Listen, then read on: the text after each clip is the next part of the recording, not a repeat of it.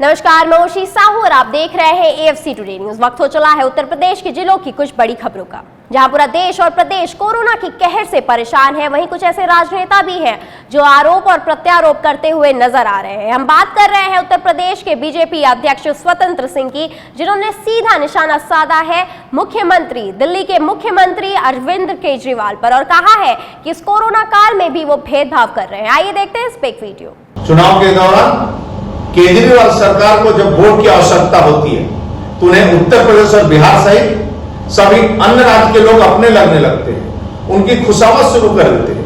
लेकिन अब जब उन्हें नागरिकों की जिम्मेदारी उठाने की बात आई है तो अब उन्हें पराया बताया जा रहा है। केजरीवाल सरकार ने पहले भी दिल्ली की सीमा पर खड़े अन्य राज्यों के रहने वाले लाखों लोगों से मुंह फेरने का काम किया था। ऐसे संकट के समय उत्तर प्रदेश की योगी सरकार ने उन सभी प्रवासियों को न केवल उनके गृह जनपद पहुंचाया बल्कि उनकी तात्कालिक आवश्यकताओं की पूर्ति भी की। उत्तर प्रदेश की भाजपा सरकार बिना किसी भेदभाव के मानवता को अपना धर्म मानकर कार्य कर रही सर्वे भवन्तु सुखिनः के मंत्र के साथ माननीय मुख्यमंत्री श्री योगी आदित्यनाथ जी के नेतृत्व में राज्य सरकार पूरी ताकत से लड़ रही है।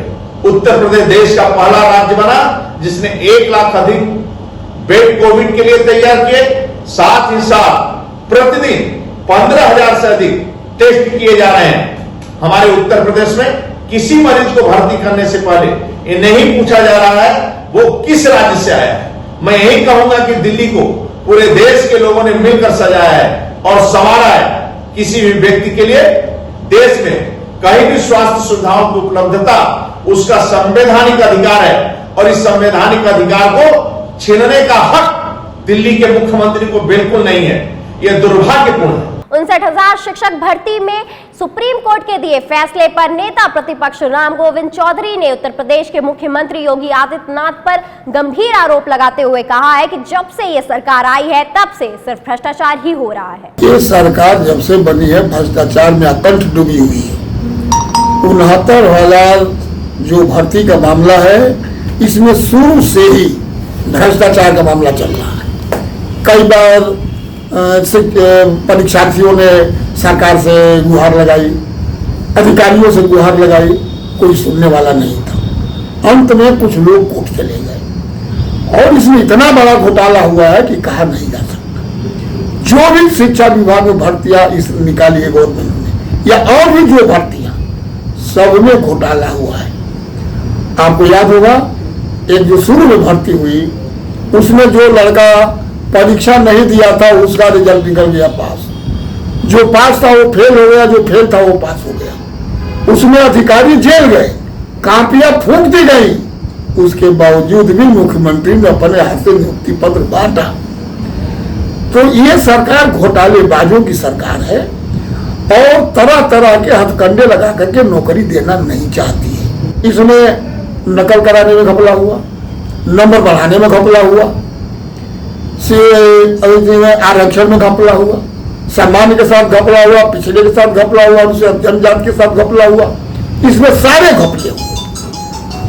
और आपको याद होगा मुख्यमंत्री ने बहुत पहले बयान दिया था कि हम तो नौकरी देना चाहते हैं लेकिन उत्तर प्रदेश में योग्य पढ़ने वाले नौजवान ही नहीं है जिनको नौकरी दिया जा सके।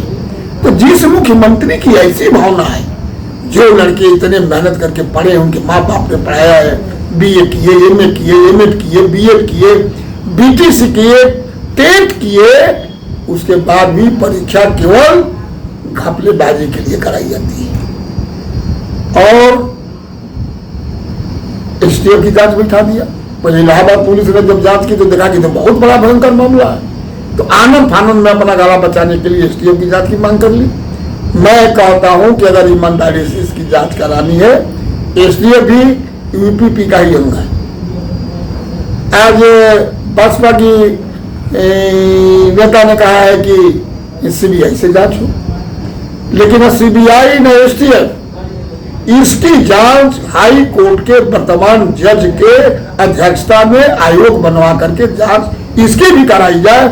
जितनी भी नियुक्तियां शिक्षा विभाग में जितनी रुकी हुई है उनकी कराई जाए। चयन आयोग जो बना आज तक भी कोई भर्ती नहीं कर पाया। जो परीक्षा हुआ इस सरकार में उसके पेपर आउट सरकार के द्वारा कराया गया और उसको असली कर दिया गया। ये सरकार किसी को नौकरी देना नहीं चाहती है। 69 वाले 1000 वाले में भी भाजपा के ही लोगों ने नकल भी कराया है, नंबर भी पढ़वाया है। जो आदमी पढ़वाए वो जेल भी काट चुका है, फिर बाहर आ गया है और इस तरह की बात वो करते हैं। राम जन्मभूमि परिसर में आज नजारा देखने लायक था, क्योंकि आज 28 साल बाद कुबेर टीले पर भगवान शशांक शेखर की आराधना। इस दौरान श्री मणिराम दास छावनी के उत्तराधिकारी महंत कमल नयन दास के साथ अयोध्या के प्रमुख संत भी मौजूद रहे। दरअसल इसी परिसर में भगवान शिव का एक पुराना मंदिर है, जहां भगवान शिव का रुद्राभिषेक भी किया गया। मंदिर में रुद्राभिषेक अनुष्ठान पूरा होने के बाद महंत कमल नयन दास ने राम मंदिर निर्माण को लेकर बड़ा बयान भी दिया। हम रामलला के दर्शन करने के लिए गए थे। भैया आईडी देख रहे कहाँ है? कुबेर टीला पर गए, भगवान शिव जी वहाँ दिखाई पड़े। पुराना मंदिर जीर्ण शीर्ण अवस्था में गिरा हुआ, तो हमारी इच्छा हुई भगवान शिव जी का अभिषेक किया जाए। दिन निश्चित हुआ, तो आज अभिषेक के लिए सारी तैयारी भगवान शशांक शेखर शिव का आज हम लोग अभिषेक करेंगे। प्रधानमंत्री जी बेचारे भीड़ भाड़ से थोड़ा कट रहे हैं, नहीं अब तक तो शिलान्यास कर चुके होते। कासगंज में एक युवती के साथ 3 मंचलों ने छेड़छाड़ की। जब उसके चाचा ने इसका विरोध किया तो उनसे भी उनकी हाथापाई हो गई। 18 घंटे से युवती थाने के चक्कर लगा रही है, लेकिन किसी ने भी उसका FIR दर्ज नहीं किया। अभी मेरी रिपोर्ट नहीं लिखी गई है। मैं सुबह से यहाँ बैठी हुई हूँ और मैं बार बार इनसे कह रही हूँ, मेरे चाचा के बहुत सारी चोट आई हुई है, तो मैं बोल रही हूँ इनके दर्द हो रहा है तो हमें या तो मेडिकल जांच कराओ या तो मैं दवाई लेने जा रही हूँ। तो बोला मेडिकल जांच कराऊंगा, पर अभी तक कोई हमारी नहीं सुनवाई हो रही। यहाँ क्या घटना क्या हुआ है? हम अपने गांव से जा रहे थे, नहीं हम अपनी समर से वहाँ जा रहे थे गांव के लिए। तो वहाँ पे पुलिया के पास 2-3 लड़के बैठे हुए थे, उन्होंने मेरे साथ छेड़छाड़ करी। तो मेरे साथ मेरी माँ भी थी और मेरी माँ जब चिल्लाए तो मेरे चाचा आए भाग के हमें बचाने के लिए। तो उन्होंने मेरे चाचा पे हमला कर दिया, उनका सर फोड़ दिया, उनके सारे बदन पे चोट आई हुई है। पुलिस कह रही है कि अभी देखो, अभी नेक देर रुक जाओ। हम तो काफी देर से बैठे हुए हैं, पर अभी कितना समय लगभग हो गया होगा? महिला हेल्पलाइन 181 में कर्मचारियों को 11 महीने से वेतन नहीं मिला है और उन्हें नौकरी से निकालने की बात सामने आई है। उत्तर प्रदेश सरकार की महत्वाकांक्षी योजनाओं में से एक 181 महिला हेल्पलाइन के लगभग 400 कर्मचारियों का भविष्य अब उधर में लटका है। 3 साल पहले इनकी नियुक्ति सेवा प्रदान कंपनी जीवीक EMRI के द्वारा सुगमकर्ता के पद पर की गई थी।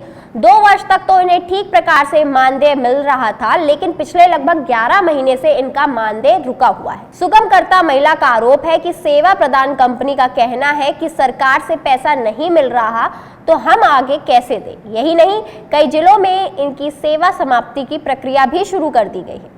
अपनी इन्हीं समस्याओं को लेकर सुगमकर्ता महिलाओं ने बहराइच में सिटी मजिस्ट्रेट को ज्ञापन सौंपा। पिछले 11 माह से हम लोगों को वेतन नहीं मिला है, जिसके लिए हम लोगों ने कई बार बात की। तो जीवीके से हमें ये बताया जा रहा है कि बजट ना होने की वजह से गवर्नमेंट बजट नहीं दे रही है, सरकार बजट जब देगी तभी पैसा मिलेगा। बजट नहीं दे रही है, इसलिए आप लोगों का वेतन नहीं मिल पा रहा है और हमको बिना नोटिस दिए ही हमारी सेवा समाप्त कर दी गई। अभी की खबर में बस इतना ही। आगे की खबरों के लिए हमारे साथ बने रहे और देखते रहे AFC टुडे न्यूज़।